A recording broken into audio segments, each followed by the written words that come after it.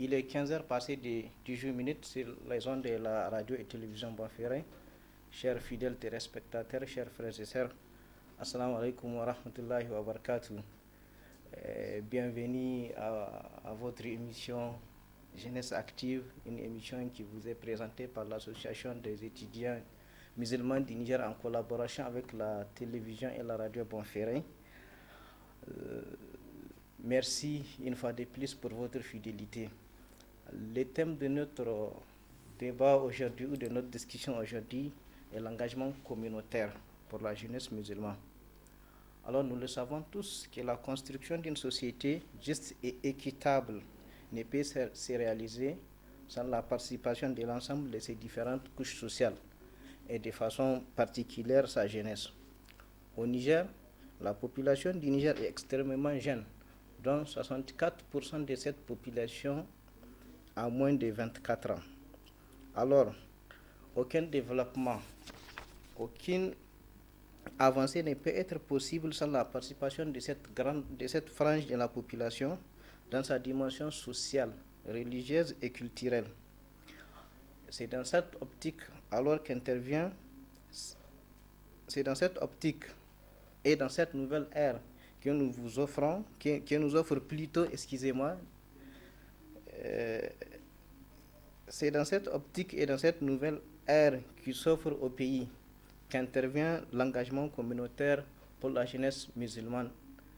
C'est le thème de notre débat aujourd'hui. Pour discuter de cette thématique, je reçois sur ce plateau le frère Moustapha Kangaï. Moustapha, bienvenue. Merci d'avoir accepté notre invitation. Le second invité est le frère Abdallah, il est aussi docteur. Donc, je reçois des docteurs sur le plateau. Ils sont tous aussi des membres de l'association des étudiants musulmans du Niger. Alors, pour aller de façon pragmatique dans notre sujet, ma première question va s'adresser au docteur Moustapha. Alors, docteur Moustapha, selon vous, comment l'islam peut-il être vecteur de bonheur pour la communauté musulmane? Merci mon frère. الحمد لله نحمده ونستعينه ونستغفره من شرور انفسنا ومن سيئات اعمالنا من يهده الله فلا مضل له ومن يضلل فلا هادي له.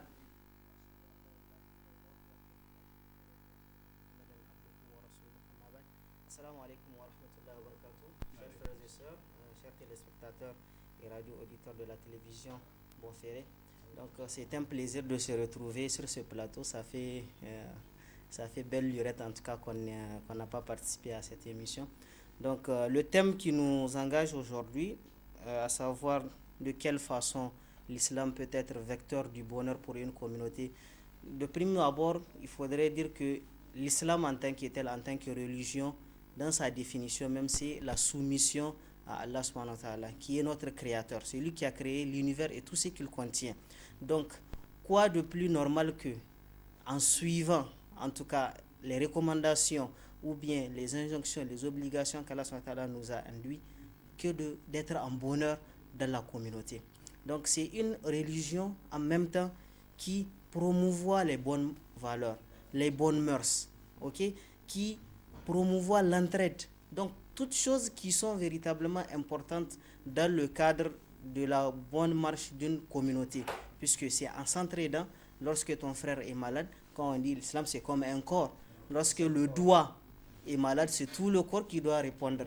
Notamment, nous connaissons en tant que médecin dans le mécanisme de la physiologie de l'organisme. Lorsque tu te blesses à un doigt, le cerveau va en première position déclencher le mécanisme de telle sorte que la fièvre va intervenir, l'inflammation, etc. Tout ça là, c'est pour essayer de répondre à cette partie du corps qui est touchée. Donc c'est de cette même façon-là dans l'islam, en tout cas dans la communauté, lorsque quelque chose ne va pas, il faut que tous nous intervenons et à travers cette intervention, à travers cette entraide, à travers le suivi des recommandations, le bonheur va se retrouver au bout du tunnel. Donc voilà un peu ce que je peux dire par rapport à la première question, en tout cas sur cette émission. Alors, docteur Abdallah, je tourne vers vous. Qu'est-ce que vous pouvez nous dire sur cet aspect ou sur le fait que l'islam est un facteur du bonheur pour toute la communauté et de manière particulière pour la communauté musulmane. Merci beaucoup. Il y a Allah le maître des circonstances qui a favorisé ces rendez-vous, comme l'a dit mon frère Mustafa. C'était vraiment un cadre qu'on a participé dans le temps à des activités islamiques. Nous continuons à l'être d'une manière ou d'une autre et aujourd'hui, alhamdulillah, on s'est retrouvés sur le plateau de la radio conférence. Alors, sans répéter ce qu'il a dit, effectivement, l'islam est source de bonheur pour la communauté. Parce que d'abord, comme il l'a dit, c'est la religion, l'unique religion qu'Allah a adressée à l'humanité. Alors, quand on dit l'islam, parfois les gens ont une compréhension très limitée. On pense que c'est une religion qui est venue avec l'avènement du prophète Mohammed sallallahu alayhi wa sallam. Et c'est grâce à l'épée que ça s'est propagé, etc. Loin de cette réalité, l'islam, c'est la religion qu'Allah subhanahu wa ta'ala, qui est le créateur de cet univers, a envoyé depuis l'apparition de l'homme sur terre. Alors quand Dieu a décidé dans sa prédestination que l'être humain va descendre sur terre, il lui a donné un code et un guide qu'il doit suivre pour pouvoir être conforme à sa volonté. Alors cet être humain-là, tout au long des âges, il a connu beaucoup de défis et d'évolution. Et Allah subhanahu wa ta'ala envoie des prophètes et des messagers pour le cadrer, pour lui permettre de se restructurer et de vivre en harmonie avec sa nature. C'est tout au long de l'évolution de l'homme sur terre, il y a eu des milliers de prophètes et des messagers, et la paix d'Allah soit sur eux tous. Ces prophètes-là, ces grands hommes de l'histoire, ont prêché l'islam parce que c'est la religion qu'Allah a voulu pour l'humanité. Et c'est un vecteur de bonheur, parce que quand on dit bonheur, c'est quand on trouve une satisfaction dans quelque chose, dans un certain épanouissement. Donc le fait est que l'homme se soumet à la volonté de son maître, qui est le créateur, fait que le maître aussi va lui faire profiter de tout ce qu'il y a sur la terre. Comme Allah a dit quelque part dans le Coran, il dit si seulement les hommes de la cité croient en Allah, Allah allait les faire ouvrir les bénédictions qui vont émaner des cieux et celles de la terre. Malheureusement, l'homme, comme on dit aujourd'hui, il y a beaucoup de thèmes qui le prouvent, tels que les changements climatiques et consorts. L'homme étant un pollueur pour lui-même, l'homme est en train de déformer tout ce que Dieu lui a demandé de faire et en train d'exagérer dans ce que Dieu lui a interdit de faire, et c'est source de malheur pour les hommes. Mais si seulement les hommes ont compris qu'Allah subhanahu wa ta'ala qui les avait créés, les avait donné un code et un guide qui est un mode ou une manuelle qu'il faut, comme tout constructeur, après avoir construit quelque chose, il y a toujours une notice qui est là, qui t'encadre. Si les gens respectent les consignes de ces notices-là, ça leur permettra d'être en équilibre parfait sur cette terre. Alors, merci pour cette explication. Alors, vous venez de dire que l'islam est un facteur pour le bonheur de la famille. Alors, on va contextualiser la situation que notre pays est en train de traverser. Alors, sous quel angle on peut voir ce bonheur-là, selon vous? Merci. On peut le voir sous tous les aspects. Le premier aspect, et je pense que c'est un avantage pour nous au Niger en fonction de cette situation. Tous les statistiques ont montré ou ont démontré que le Niger, c'est un pays à forte consonance musulmane. Les statistiques ont démontré jusqu'à 80%, pour ne pas dire 100%. Donc, on est obligé d'être en conformité. Et le fait est qu'on est naturellement musulman et on vit avec notre foi, fait que on ne devrait pas avoir de problème de distinction ni de division au sein de la communauté. L'unité d'action et l'engagement qu'on aura à faire au sein de cette communauté, bien sûr avec les autres qui ne sont pas musulmans, mais qui sont avec nous pour la consolidation de la paix et les acquis de la société, font que ça va être source de paix et de stabilité pour notre pays. Alors, on va revenir sur cette question, puisque là on parle de la jeunesse musulmane. Alors, Mustapha, je vais m'adresser à vous. Comment cette jeunesse musulmane doit appréhender ces moments-là, tout en restant effectivement dans cet espace de bonheur pour la communauté de manière générale? Très bien. Donc, tout d'abord, la première chose à ne pas oublier, c'est de ne pas oublier notre identité. Nous sommes des musulmans, comme mon frère l'a dit, des musulmans qui sont soumis à un code de conduite qui est d'abord le Coran qu'Allah a descendu, et de suivre aussi la sunna du prophète Mohammed sallallahu alayhi wa sallam à travers, bien entendu, les exemples des pieds prédécesseurs. Donc comment ils ont vécu, ils ont eu à vivre toutes sortes de situations, et ils ont pu relever les différents défis. Alors, comment profiter de cette situation? D'abord, il faut se dire que c'est une occasion qu'Allah nous offre de revenir véritablement vers lui.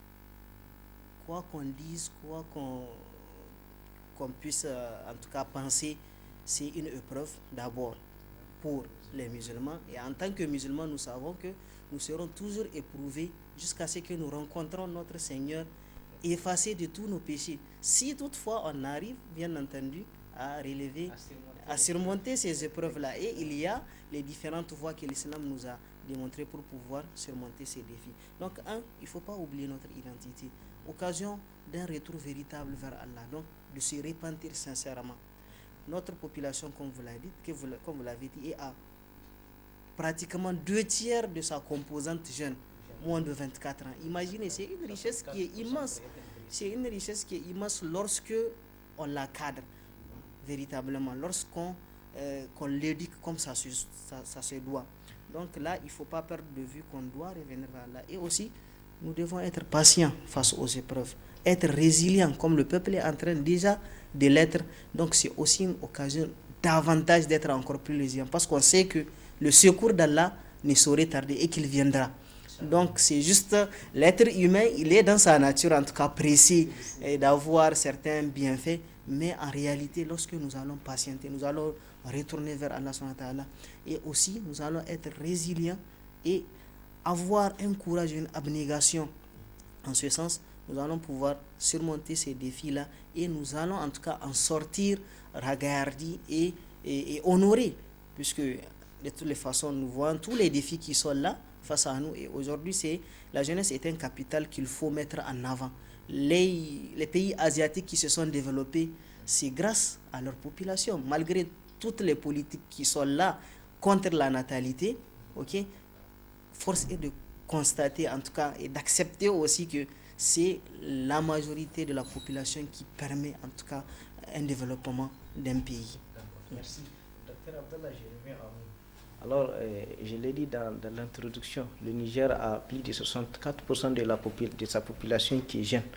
Alors, comment on peut mobiliser cette jeunesse-là pour surmonter effectivement la situation que le pays est en train de vivre? D'accord, merci beaucoup. Et quand on parle de jeunesse, il y a beaucoup d'angles de vue selon les spécialistes en la matière. Il y a certains qui traitent les jeunes selon le profil des catégories d'âge par tranche. Il y a d'autres qui les catégorisent selon le niveau d'activité de la personne. Donc on pense que dès que la personne n'est pas un enfant, il est dans une situation où il peut pourvoir à ses besoins, il devient jeune et il va continuer à l'être quand où il ne saurait plus à répondre à ses besoins. Par exemple, en cas d'handicap ou en cas de manque d'autonomie, d'une perte d'autonomie quelconque, ça fait que la personne là va perdre sa jeunesse. Alors quand on prend les deux tranches, la majorité des populations qui vivent au Niger répondent à cette jeunesse-là, que ce soit d'un point de vue chronologique, c'est-à-dire comme les statistiques que vous avez données, que d'un point de vue activité, parce que chez nous, on constate parfois jusqu'à 75 ans, 80 ans, les gens sont dans leur occupation. Donc, selon ces critères-là, on peut considérer que toute cette population-là est jeune. N'est pas jeune seulement ce qui l'âge a délimité. Il peut être jeune ce qui est en bon état d'activité. Mais tout de moins, ça nous fait encore des soustractions parce qu'on a des jeunes par âge qui ne sont pas actifs. qui sont, je reviens à votre question, qui ne sont pas actifs.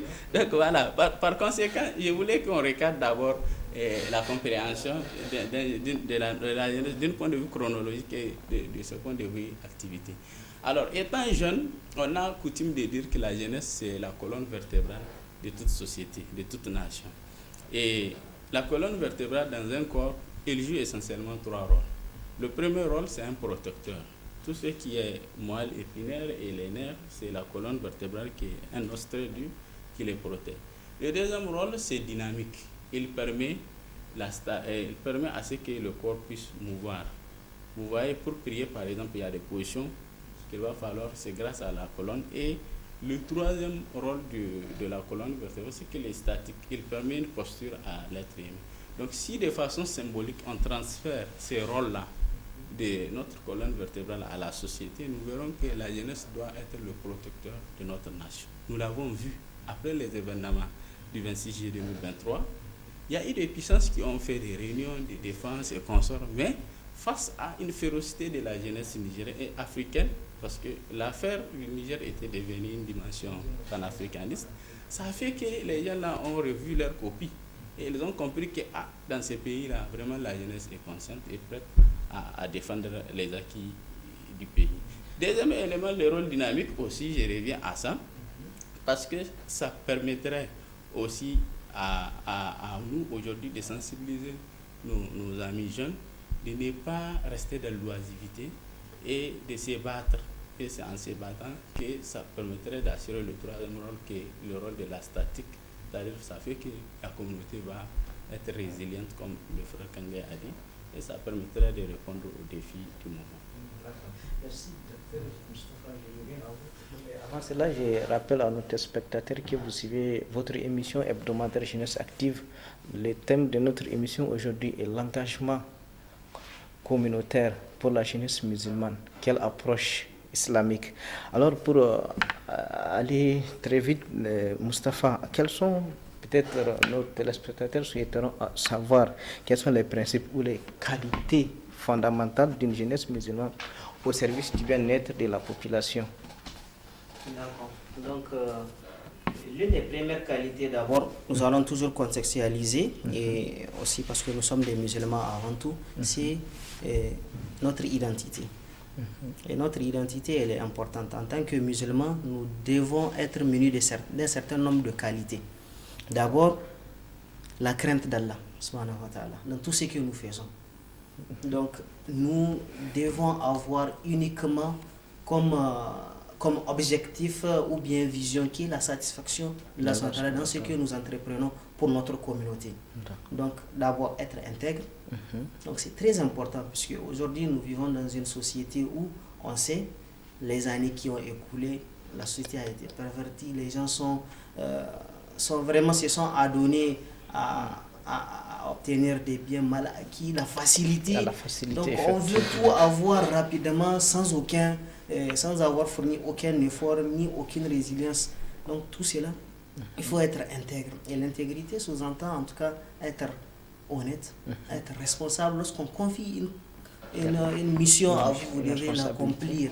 Pas pour avoir un bien matériel. C'est vrai, le bien matériel peut être derrière ça, mais ce qu'on doit avoir d'abord, c'est la communauté. Qu'est-ce que ma communauté gagne? Qu'est-ce que le Niger gagne? Effectivement. À travers ce que moi je suis en train de faire. Est-ce que les générations futures, quand ils vont venir, ils auront un bon exemple de moi? Est-ce qu'ils vont profiter des retombées de ce que toi tu vas commettre comme action, ou bien au contraire ça va nuire à cette génération-là? Autre chose, il faut aussi défendre l'honneur de la communauté. C'est important. Aujourd'hui, on a vu, comme il a dit un certain engouement, toute la jeunesse s'est mise dans la rue. Les gens ont répondu massivement aux différents appels, que ce soit de la société civile, que ce soit du CNSP ou bien de certaines organisations religieuses. En tout cas, on voit un certain engouement, mais il ne faut pas que ça se limite uniquement à cet engouement-là. Il faut véritablement qu'on soit engagé au fond, que cette jeunesse-là soit engagée pour se battre pour que le Niger ait un lendemain meilleur. Pas uniquement voir à travers cette mobilisation ou bien à travers les actions que nous allons poser, d'obtenir un poste ou bien d'être, en tout cas d'avoir un bien matériel, puisque il faut se le dire, la plupart des gens, c'est peut-être, ils font ces choses, ils sont au devant des différentes organisations, c'est peut-être pour avoir un poste ou bien être au niveau de certaines instances de la transition. Mais c'est qu'on doit voir, même si on veut être dans ces postes-là, il faut voir le bien-être de la population nigérienne, le développement du peuple nigérien dans l'avenir, puisque on dit que nous sommes un pays pauvre, mais c'est un pays qui dort plutôt sur une immense richesse, comme le dit le frère Ali Zada. Le Niger, c'est une catastrophe géologique, puisque avec tous les experts qu'on a, imaginez avec tout ce qu'on a comme ressources minières, le Niger est l'un des rares pays au monde qui a toutes les ressources minières. Toutes les ressources minières. On peut se comparer au Congo, qui a beaucoup de richesses, mais le Niger contient pratiquement tout. Il englobe toutes les richesses. On peut prendre ne serait-ce qu'une seule ressource minière comme un gisement et puis donner à peut-être les industries occidentales ou bien asiatiques. Ils vont donner de l'argent et puis ça va permettre d'être inséré dans le développement du pays. Toutes choses qui ne s'est pas vues par le passé. Ensuite, autre qualité, il faut interdire le blâmable. Comme on dit que nous sommes une communauté qui, en tout cas, appelle au bien et qui interdit le blâmable. Nous en sommes là pas parce qu'il n'y a pas de bonnes personnes au Niger, mais parce que ceux qui estiment être bons se retirent de la sphère, si vous voulez, politique ou bien de l'aspect de développement du pays. On s'est dit que bon, cette frange d'activité ou bien la politique, ce n'est pas bon, il y a trop de choses, donc je me retire, je ne me mets pas. Et on laisse le terrain à des gens qui sont équipés ou bien qui ne sont pas de bonne moralité. Et c'est bien normal que nous ne partons pas à un développement. Donc il faut qu'on interdise ce plan. Et ce n'est pas que les gens ne le peuvent pas. Il faut qu'on s'arme de courage et qu'on prenne son courage à deux, comme on l'a dit, pour pouvoir dénoncer. Puisque, bon, il y a 3 catégories. Quand tu as la force, tu interdis. Okay? À part ça, le deuxième aspect, c'est verbal. Tu conseilles ou bien tu parles pour dénoncer. Et le troisième et dernier degré, on dit que c'est le dernier, c'est de détester au fond de toi. Si alors tu ne détestes pas, tu regardes faire. Et même, des fois, les gens consent, on dit que bon, c'est devenu un truc naturel, donc bon, c'est comme ça, c'est le Niger, c'est ce qu'on dit généralement. Donc il faut qu'on arrive à bannir cela de nos esprits. Il faut que chacun ait en conscience qu'il a sa pierre à amener à l'édifice pour la construction du développement du Niger. Ensuite, il ne faut pas aussi rester les bras croisés. La chose à se demander, c'est que qu'est-ce que moi je peux apporter pour le Niger. Pas ce que le Niger a apporté. Le Niger a déjà apporté. Il nous a donné une terre. Nous vivons au Niger. Nous avons un certain nombre d'avantages, tant sur le plan civique de nos droits, sur le plan d'avoir peut-être un travail. Pour ceux qui ont le travail, vous avez une famille, tout ça là. Mais maintenant, moi, en retour, qu'est-ce que je fais pour que ma communauté puisse profiter aussi de ce que moi j'ai eu à profiter, ou bien si je n'ai pas eu à profiter, qu'est-ce que je peux amener pour que les générations qui vont venir aussi puissent profiter de tout ce qu'on a comme richesse, parce que quoi qu'on dise, le Niger est riche, mais maintenant, quitte à nous de savoir comment exploiter cette richesse-là pour la mettre en valeur. Merci. Docteur, j'y reviens à vous. Alors, selon vous, quelles sont les qualités fondamentales pour une jeunesse musulmane qui doit se rendre ou qui espère se rendre au service de cette communauté ou de notre pays pour son bien-être? En islam, il y a ce qu'on appelle ad-darurat al-khamsa. C'est-à-dire, certains éléments résument ça en les objectifs de l'islam. L'islam est venu étant une religion, mais pas seulement de culte, mais en même temps une communauté de destin, pour préserver essentiellement 5 choses. En préservant 5 choses, ça préservera l'intégrité de l'être humain. Et si on contextualise à ça, ça reviendrait à ce que nos plus hautes autorités ont défini, à savoir la sauvegarde de la patrie. Le premier élément qu'il faut sauvegarder en islam, dans les darurat al-khamsa, c'est le din. Alors quand on dit din, certains l'appellent la religiosité, d'autres l'appellent la spiritualité selon la connotation qu'on donne. C'est le rapport entre l'homme et son créateur. Parce qu'une partie de l'être humain n'est pas matérielle seulement. il est spirituel. Et l'âme a besoin d'être entretenue, tout comme le corps a besoin d'être entretenu. Donc, dans ces paragraphes, tout ce qui peut perturber la moralité religieuse, la spiritualité, les photocopies qu'on met dans les religions, les bid'a et consorts, l'islam les condamne. Parce qu'en les condamnant, ça va sauvegarder l'essentiel qui est la charia que Allah subhanahu wa ta'ala a descendue. Deuxième élément, il y a un nafs, la vie humaine. Aujourd'hui, je suis sûr, et vous-même vous êtes d'accord avec nous, le mobile de tout ce qu'on est en train de vivre aujourd'hui, c'est lié à la crise sécuritaire. Parce que l'être humain, la vie humaine est devenue banalisée. On le voit parfois sur les médias où il y a des massacres en masse, surtout liés à certains groupes terroristes. Alors que ces gens-là, parfois, ils prétendent que c'est une cause islamique qu'ils défendent, loin s'en fout. L'islam a pour objectif de préserver la vie humaine. Et à toutes les manières, y compris, même quand on tue par accident, il y a des dispositions qu'Allah subhanahu wa ta'ala va appliquer sur la personne. C'est dans ces paquets-là que l'islam interdit l'avortement. Par exemple, c'est dans ce, sauf si c'est un avortement médicalisé, on n'est pas là pour faire un débat sur l'avortement, mais un avortement clandestin et criminel, c'est condamné par nos lois au Niger, c'est condamné aussi par l'islam. C'est dans ces paquets-là que l'islam interdit le suicide. Parce que pour l'islam, même ta vie ne t'appartient pas, tu n'as pas le droit de l'ôter toi-même. Troisième aspect, parce que je vois que le temps est contre nous, c'est ce qu'on appelle al-aql. L'islam protège la raison. Alors, interdiction de toxicomanie, interdiction d'alcool, interdiction même les images. Il y a des images qui peuvent perturber l'esprit de l'être humain. L'islam l'interdit. Quatrième élément, il y a ce qu'on appelle al-asl, c'est-à-dire la progéniture. L'islam protège la progéniture. Parce qu'en n'ayant pas protégé la progéniture, ça va créer un mélange de générations entre les communautés. Donc, dans ce paquet, l'islam interdit la fornication et tout ce qui... Ça va impacter, bien sûr, le bien-être de la société. Enfin, l'islam protège ce qu'on appelle le mal, la richesse. Donc, je récapitule, la religiosité, la vie, la raison, la progéniture et la richesse. Et si on transpose ça même dans la définition que l'Organisation mondiale de la santé a donnée pour la santé, c'est un bien-être complet, tant physique, moral et mental. Donc, OMS définit la santé, il dit que ce n'est pas seulement l'absence d'une maladie, mais c'est un bien-être complet qui concerne les aspects physiques, les aspects mentaux et les aspects sociaux ou socio-économiques. Donc, l'islam est une santé pour l'être humain parce que ça permettra de sauvegarder toutes les dimensions de l'être humain qui lui protégera des dérives. D'accord, merci.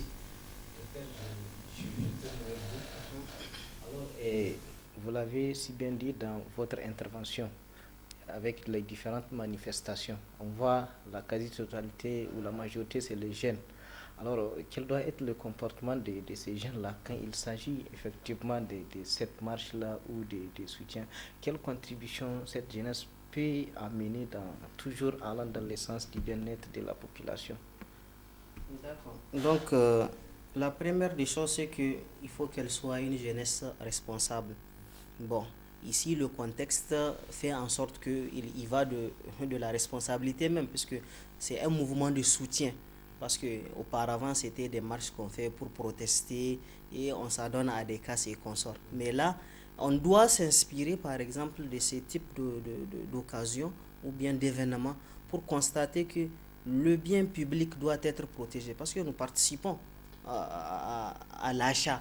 Quoi qu'on dise, c'est les impôts, les taxes qu'on paye, c'est avec ça, même si souvent c'est détourné vers autre chose. Donc cette jeunesse doit être responsable et elle doit se dire qu'elle doit également participer au développement. Pas uniquement se limiter à ces différentes mobilisations. C'est très bien de se mobiliser lorsqu'on appelle parce que, comme l'a dit mon frère, ces manifestations-là ont fait en sorte que certains se sont en tout cas refroidis pour se dire que, puisque en réalité c'est quoi? C'est pas que ils peuvent pas intervenir ou bien faire, ils s'en foutent. De toutes les façons, la vie musulmane n'est rien pour eux. Aujourd'hui, on peut le voir un peu partout à travers le monde, au Moyen-Orient, aujourd'hui en Palestine. Quand il s'agit des musulmans, leur vie c'est facile, il faut les tuer, ça ne fait rien. Mais dès qu'on touche un seul occidental ou bien un seul juif, leur vie est sacrée. Donc, cette jeunesse doit se dire qu'en premier lieu, elle est musulmane, elle a des devoirs vis-à-vis de la communauté,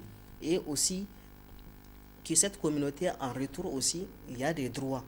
Donc, ils doivent se mobiliser, certes, mais ils doivent aussi penser à comment est-ce qu'ils peuvent aussi apporter leur pierre à l'édifice. C'est-à-dire comment est-ce qu'on peut construire la nation avec eux.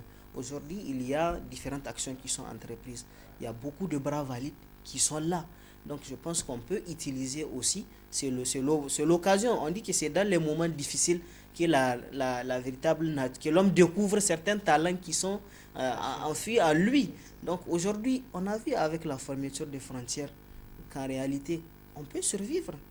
Ces frontières-là ne vont pas nous faire mourir. Aujourd'hui, le Niger a tellement de potentialités qu'on peut exploiter sur le plan agricole pour être indépendant et autosuffisant alimentaire. Et la jeunesse peut être utilisée en ce sens-là. La jeunesse peut être, il y a tellement de terres cultivables qui sont là sur combien de milliers de kilomètres, mais on ne l'exploite pas.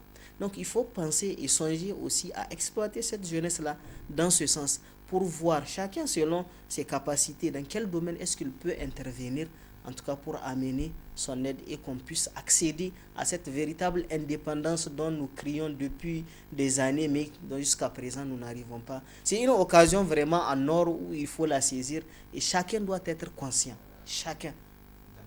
Merci.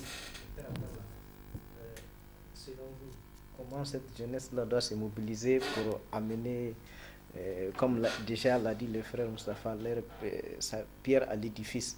Alors, c'est tout dans ces marches-là. Quelle doit être exactement l'attitude de la jeunesse et comment elle doit contribuer de manière vraiment concrète à ce développement-là? L'essentiel de ce que j'ai à dire, mon frère a déjà dit, c'est la responsabilité de la jeunesse. Vous savez, dans la vie, il y a toujours des épreuves. Mais la plus grande épreuve, c'est de manquer une attitude positive face à une épreuve. Mais quand on sait que ça, c'est une épreuve qui t'est tombée dessus, et tu sais que ça vient d'Allah et tu te renvoies vers lui, la solution est facile. Nous l'avons eu, on a eu l'illustration au Niger. Pendant que, comme il l'a dit, une intervention était préparée, il y avait un tas de menaces autour du pays, les gens se sont retournés dans la spiritualité, ils ont fait leur kunut, ils ont fait des jeûnes, ils ont appelé à l'aide à Allah subhanahu wa ta'ala. Et Allah a facilité l'aide. L'aide nous est venue du ciel, ça nous est venu aussi de la terre. Nous avons vu nos meilleurs amis qui sont avec nous.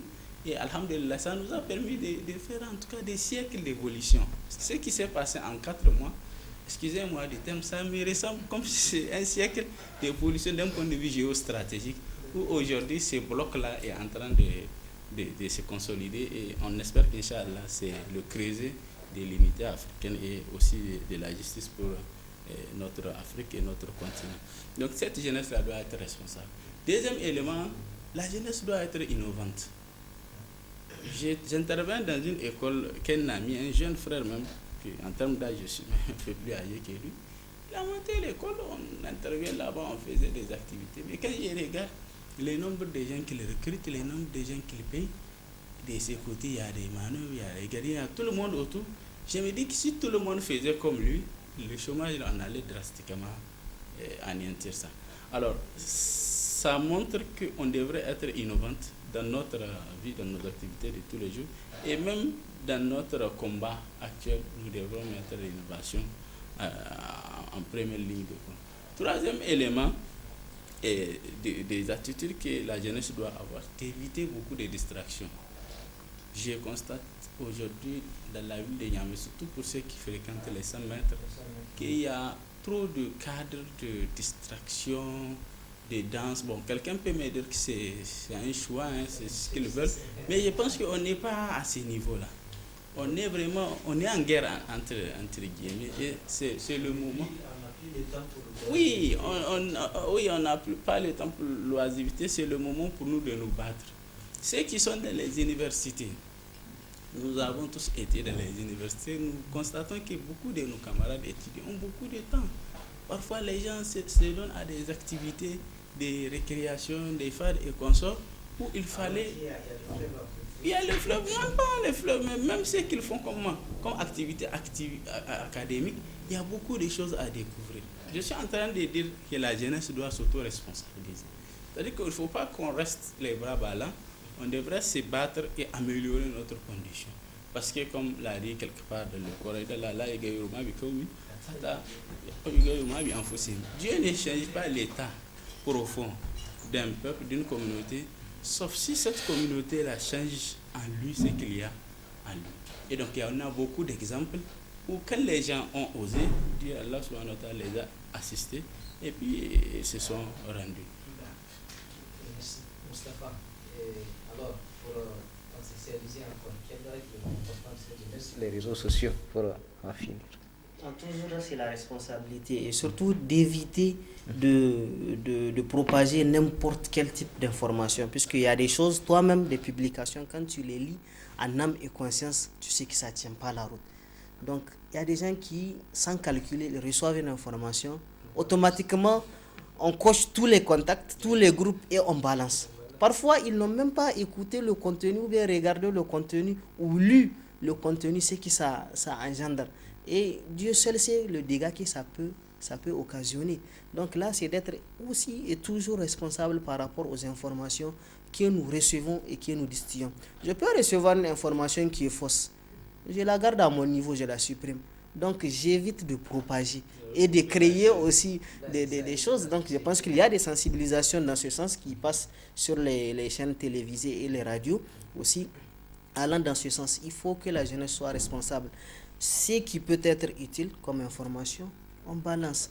Ce qui n'est vraiment pas utile, même certaines images, par exemple en période de guerre, lorsqu'on massacre certains corps, ça choque sur le plan émotionnel. C'est pas n'importe qui peut regarder, parce que des fois les médias, ils avertissent même, on dit âme sensible, s'abstenir. Alors que sur les réseaux sociaux, il n'y a pas ce contrôle-là. Les gens reçoivent, ils partagent. Tu ne sais pas ce que tu vas créer chez l'autre qui va ouvrir cette information pour lire. Donc il faut avoir une attitude véritablement responsable et distiller les informations qui sont cohérentes et qui tiennent la route. Abdallah, quel appel pour la jeunesse par rapport à son comportement vis-à-vis des réseaux sociaux? D'accord. L'appel à faire à la jeunesse vis-à-vis des réseaux sociaux, les réseaux sociaux, il faut comprendre que c'est des outils de travail. Il y a des gens qui font des business sur les réseaux sociaux. Il y en a qui font des sports, il y en a qui font des sensibilisations. Donc, je pense que les réseaux sociaux ont plus de bénéfices même que de torts. Malheureusement, comme c'est des outils, ça dépend de qui les manie et les gens parfois les manient dans le mauvais sens. Donc, nous interpellons toute la jeunesse musulmane et au-delà d'épuiser l'utilité, le maximum du profit qu'il y a sur les réseaux sociaux pour en servir la communauté. Comme l'exemple qu'il a donné, moi, dans mes contacts, il y a des gens, quand ils m'envoient des contenus, je ne les regarde même pas. Je les appelle les hommes du buzz. Alors, c'est des gens qui partagent tout ce qu'ils voient. Et parfois, 2 à 3 jours après, la personne va te dire, bon, il a lu quelque part, c'est un fake news. Donc, moi, je n'ai pas le temps, excusez-moi, le temps de me stresser pour ça. Donc, je pense que les gens sont vraiment au rendez-vous des choses. Ils devront comprendre que les choses doivent être améliorées. Ok. Le temps qui vous a... Le dernier mot, d'accord. Quel est votre dernier mot à l'endroit de la jeunesse? À l'endroit de la jeunesse et par-dessus de toute la communauté, je les exhorte à méditer le dernier message du prophète sallallahu alayhi wa sallam, Hadith al-Wada, où le prophète a beaucoup insisté sur certains aspects de la vie de tous les jours. Et il a parlé sur, par exemple, la vie humaine, son caractère sacré. Il a expliqué que la vie humaine est sacrée. Il est interdit de l'ôter. Même quelqu'un qui ne partage pas les mêmes croyances que toi, il t'est interdit de l'ôter sa vie, ni de le verser injustement son sang. Il a aussi insisté sur les droits des femmes. Il a demandé à la communauté de donner assez de soutien pour les femmes qui sont notre moitié aussi, nos sœurs, et elles représentent la majeure partie de la communauté. Donc le récit est long. Pour vous dire qu'on se réfère à ça et aux autres sources de l'islam, nous allons voir, Inch'Allah, beaucoup des attitudes qui vont être serviables pour nous d'ici bas et de l'au-delà. Merci, Christophe. D'accord, donc mon mot de la fin serait que Dieu nous a donné en tout cas une occasion, c'est une opportunité à ne pas manquer pour la jeunesse. Je pense qu'elle constitue, comme il l'a dit, la colonne vertébrale de notre communauté. Et en atteignant presque 2 tiers de la composante de la population nigérienne, elle constitue le fer de lance, le fer de lance. Donc c'est également une force sûre qui est là, en possession de toutes ses capacités physiques et intellectuelle, et qu'elle doit mettre en avant pour qu'on puisse en tout cas sortir grandi de ces épreuves-là, et que le Niger un jour va juste se rappeler que ça a été un déclic, pour que le Niger soit totalement indépendant. Et au-delà de la jeunesse, à toute la communauté nigérienne, que ce soit musulman ou non musulman, c'est une opportunité pour nous tous, que chacun en tout cas puisse amener sa pierre à l'édifice pour que le Niger puisse sortir enrichi de ces expériences-là, bien entendu avec les pays amis, et qu'Allah facilite aussi cette dynamique qui est lancée pour une véritable indépendance de l'Afrique entière, puisque ça fait des années que l'Afrique refuse de se réveiller, malgré toutes les potentialités. Comme l'a dit quelqu'un un jour, c'est les Occidentaux qui viendront demander de l'aide en Afrique, puisque c'est paradoxal. On prend, et pour aller rapidement, on prend l'exemple de la double imposition qui a été récemment dénoncée. Imaginez le manque à gagner pour les États africains, sachant bien que nos sociétés ne peuvent pas aller exporter certaines choses ou travailler à l'étranger, et que eux ils viennent, ils ne payent pas. C'est des milliards et des milliards qui sont partis en combien d'années? Imaginez, depuis plus de 60 ans, si on peut se le dire. Donc véritablement une occasion pour qu'on puisse en prendre conscience, et que plus jamais en tout cas on revient en arrière, parce que autrement dit ça n'aura servi à rien si c'est pour revenir à la case de départ, et on espère vraiment que ça ne sera pas le cas. Merci docteur Moustapha, merci docteur Abdallah. Comme je l'ai dit aujourd'hui, j'ai reçu des docteurs sur le plateau. Merci à vous également, chers auditeurs et téléspectateurs. Sur ce, le temps qui nous a été imparti tire à sa fin. Alors, le thème d'aujourd'hui était quel engagement communautaire pour la jeunesse musulmane. Alors, on est tous d'accord que pour que ce développement puisse perdurer, et que pour que le Niger puisse traverser cette épreuve que nous sommes en train de vivre, alors il est du devoir de la jeunesse d'être responsable vis-à-vis de tout, responsable vis-à-vis de nos comportements, responsable pour le maintien du bonheur de la société. Alors, l'autre frère a évoqué ici, il faut être innovant. Parce que, comme on dit, c'est pendant les moments forts, ou c'est les moments difficiles plutôt, qui créent les hommes forts. Alors, sur ce, nous allons nous arrêter. Et merci pour votre attention. Merci de nous rester fidèles. Sur ce, assalamu alaikum wa rahmatullahi wa barakatuh.